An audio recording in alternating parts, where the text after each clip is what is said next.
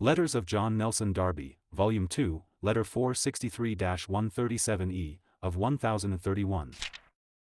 p. 226 J. Dunlop, I have had much on my mind, the question of those converted coming out confessedly in the unity of the body, and truth naturally comes in.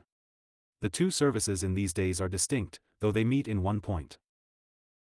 At the beginning, power was at the center, and gathered into a known and soul center or unity. If a person refused to come into it, he was still outside, and not owned as a Christian at all. Now, in Christendom, the unity of the body, and divine life and holiness being owned, the gathering into this is of persons already externally Christians, perhaps really, and who leave the present recognized, though false centers, and go outside the camp. In the meanwhile, a mass of persons, who are called Christians, have not life at all, are not saved, and they are evangelized to save their souls, pretty much without any reference to gathering at all. The question is, putting these things together. We began by, being already Christians, meeting, leaving the camp, and then set about evangelizing with activity, and with pretty widespread blessing, which has extended over a pretty large part of the continent. Since then considerable activity has existed in seeking souls, as in Canada and elsewhere, a good deal independently of our position in these last days, and the character of the gospel had not much connection with it. Hence the work of gathering had to be superadded. Without saying there were none converted, at our first coming out and preaching, which did not come out, for I have known such, still, it generally took that character. We had reading meetings of all sorts of Christians, but one after another they came out, and others seeing it, were afraid to come, and they for some years dropped off. Since then they have been found in various places. But where there was no mention of church questions or principles, the kind of full gospel I refer to made people come out. They could not stand the services they heard elsewhere, and the gospel itself laid the basis. Besides, many got hold of these truths who did not come out.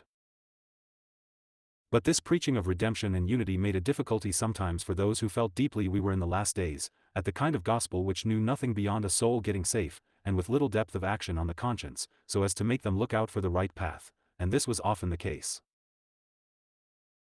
It was getting safe, an immense thing, I grant, the essential thing, and for my own part, I have never preached separation, or what are called brethren's principles, but sought to bring needed truth to the soul where it was. If any person hated sectarianism it was myself, but I have a deep feeling of a Christian's being not of the world, and that we are in the last days.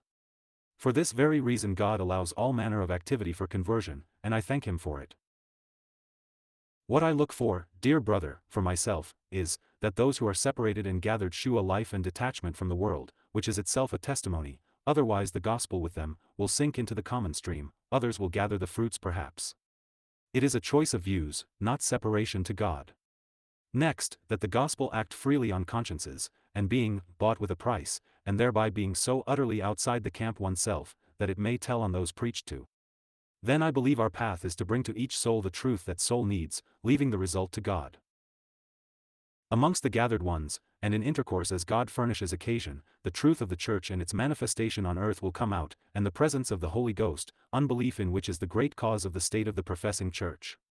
Not to gain numbers, but to profit souls, according to Christ's own heart for them, this is the great point, and so God will gather the consciences and faith of souls, and these by grace firmly. If opposition is violent, Paul's path at Ephesus may help to guide. 1873. 52137E